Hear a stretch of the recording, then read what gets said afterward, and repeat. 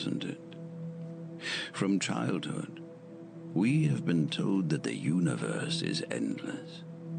It was said that there are millions of worlds out there, and that none of them can be reached. They said that they were thousands of light years away from us. But what if this is not the whole truth? What if we live in a multiverse where a thin membrane separates worlds from each other, and this membrane is not as strong as it seems? 7 worlds, 7 variations of Earth were instantly merged. Those few who survived called this cataclysm the Shift.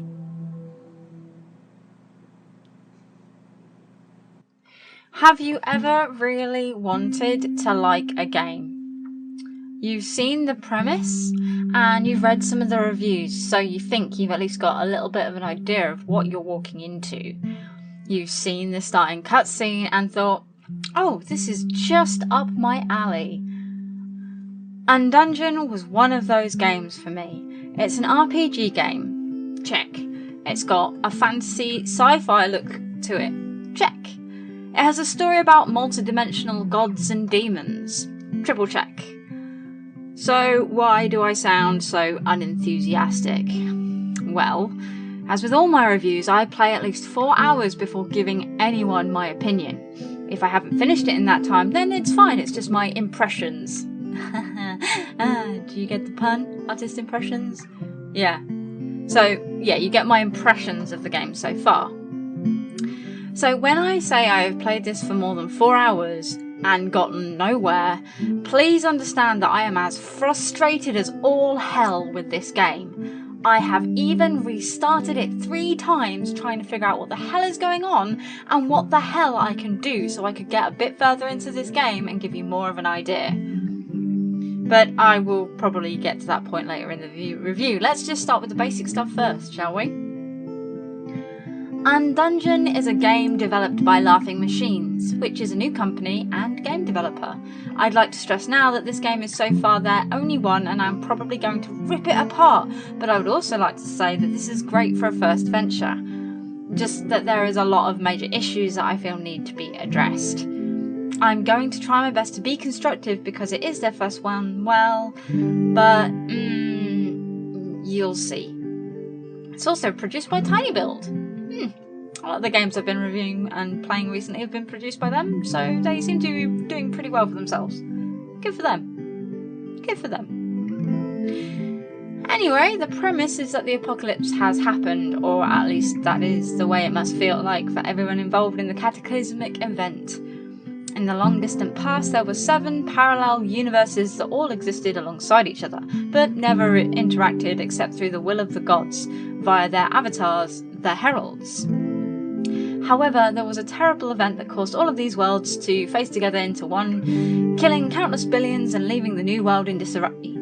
This is the world you are born into from the void, and I do mean that literally. The first thing you do in this game is be born. You have to, well, I think you have to fix the world and stabilise everything, but I can't be 100% sure. Why is that? Well, you know about as much as a newborn does, which is nothing. Yes, you can walk and talk at an adult level, but you really don't know what skills you have, who you are, what the hell is going on, or anything like that. This would be fine if you were given much more information than what I have just given you within the first couple of hours of gameplay. Maybe I missed something in the massive amount of text that shows up, but I have issues with that again, which I will go into later on. You would have thought that as a direct creation of the gods, you would know what they needed you to do. I mean, really? I mean that literally, by the way. The Abyss, which in some pantheons are gods, just would like to add that in there, is literally there at the beginning when you are created. You can ask them a lot of questions, and if it were me talking to my freshly born murder child, I would actually tell them what to do. For example, what to kill and what to not to kill, because, you know, that's what parents are for, to teach their kids. I don't care if you're a god and nothingness is your fault. We're here, so you should probably take some responsibility for that, right? Well, you'd think that, but like any abusive parent, you were created, told to go away and deal with your shit yourself, and they don't even give you the money to pay for your therapy bill. Which is not my life story, and is definitely only the story for the protagonist of this game. Honest governor. So you've been born, you've been sent to this liminal? Is that the best word for it? Maybe, I'm not sure, but it's a world between worlds, a hub if you will, where you are allowed to do a very short tutorial, which is great because it gives you a rough idea of how to play the game. However, it is very rough and ready, and you can probably skip it because it doesn't tell you that much, and you can't really work out without button bashing and hoping for the best. So it's not a great tutorial, but it is there. There is so much other stuff than just press X to attack that it just flat out does not tell you until it happens to you. I haven't got that much footage outside of what I'm showing you for this exact reason. I have to stress once again that I did play this for the minimum 4 hours that the Essential Horror Game and reviews need to take place over, just so that I can give you an idea. And I did not get that far into this game. Why? Because I ended up restarting it so many times. I even changed the difficulty settings several times just to see if it was me and something that I was doing wrong.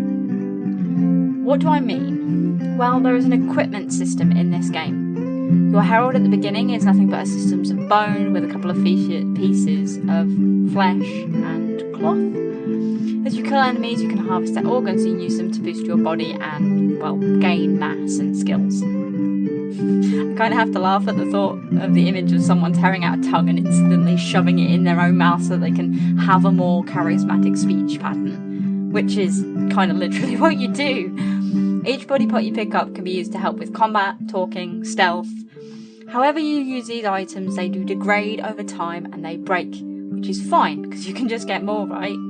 Well, yes, but what if you use an item you really like and you want to fix it? Well, the game does tell you that this is possible, but did I find out how to do this, or did the game actually show me how? No, it really didn't. What else can break? Your equipment and your organs. The organs that you've just had to harvest can ruin themselves. But you have 3 different items classes. You've got your main weapon, which is a set of claws, a set of ribcage armor, and a charge crystal, which kind of acts as a dash button that essentially charges up your powers to hit multiple people. The latter 2 require energy that you can use to increase by building up your body parts.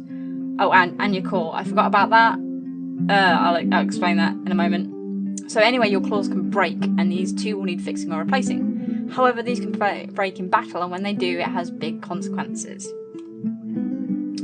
You can't do your big attacks anymore, and this in turn means that combat becomes a lot more difficult. And combat can be quite finicky at the best of times.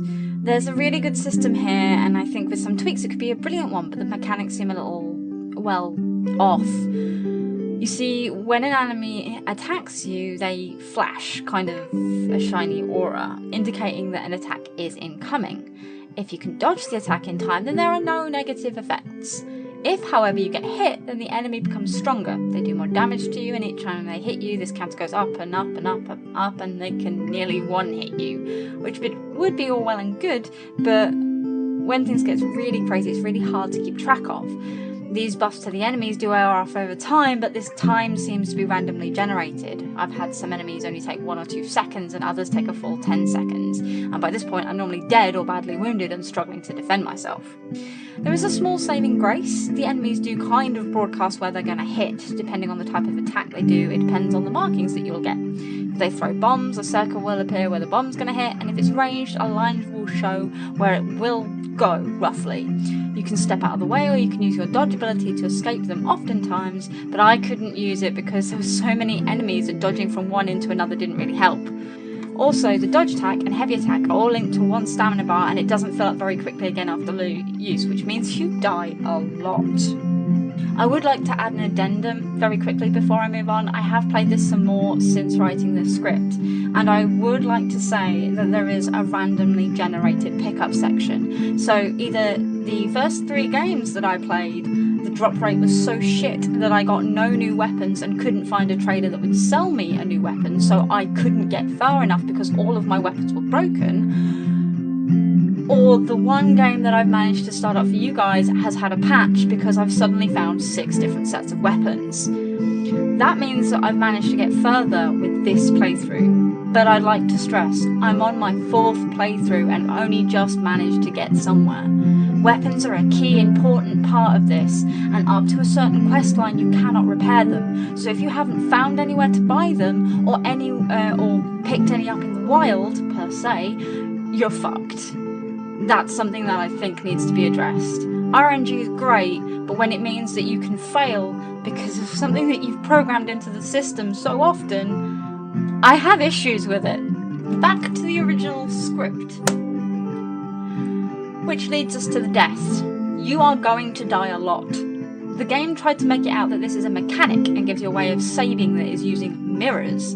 These essentially trap the essence of your herald, and when you die, teleport you back to the mirror, and then you can find another mirror and try again. At least this is the way the game tells you it should work. Now I don't know if this was just me or if it's an actual game fault, but I would use mirror, die, then re-respawn, and then when I next died, end up in a hub level having to do everything all over again from when I logged in and not from the previous mirror save point. This didn't always happen this way either, mind. Sometimes I would use a mirror and still end up back at the hub world, having to redo everything all over again. It was very hit or miss and inconsistent. And also there are only a limited number of mirror placements to find and travel around the map, which could be, well, tedious. Now, I like the idea of the map. I really, really do. I think the best thing I can compare it to that I remember is the Dragon Age Origins map. You know, you would pick up where you want to go and follow the little red line that represented you, and then sometimes things would happen.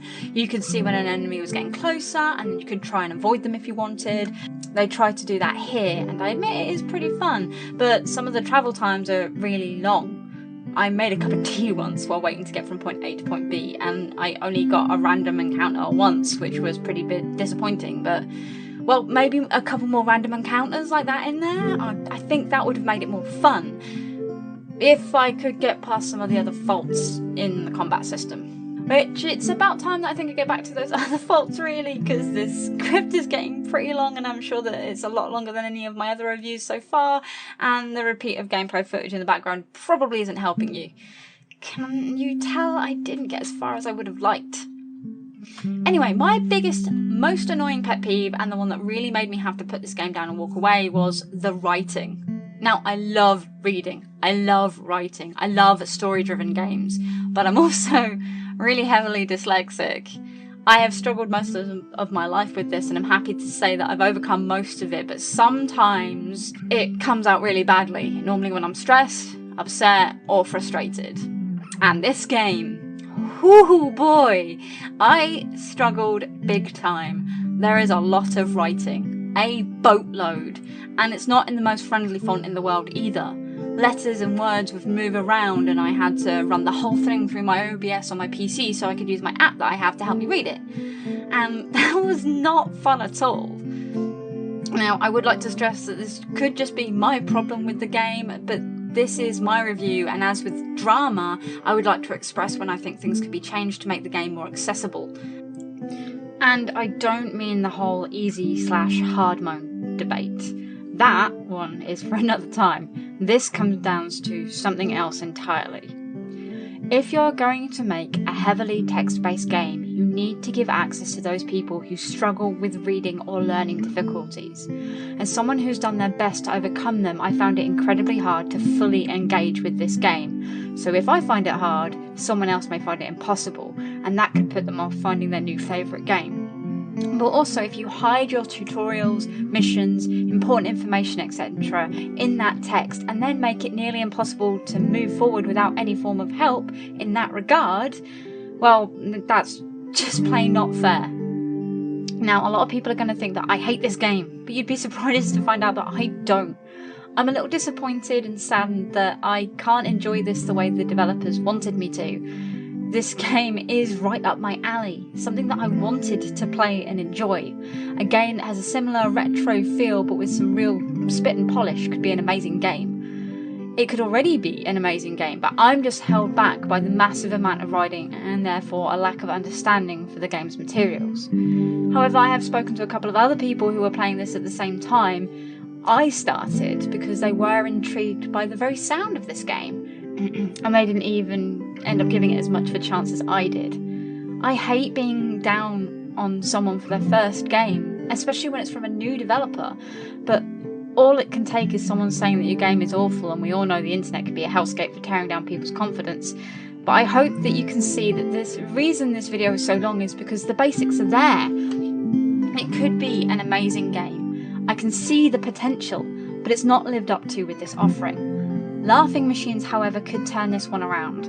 They could learn from their mistakes here. They could make the next game more accessible with their fonts if they are sticking with the pixel art. They could make the maintenance on the equipment more easier to deal with. Addendum. They could make the RNG drop weapons sooner than, it did. This company and their games are an uncut diamond that just needs to be polished up, and it could be great. Either that or I'm just getting really salty in my old age.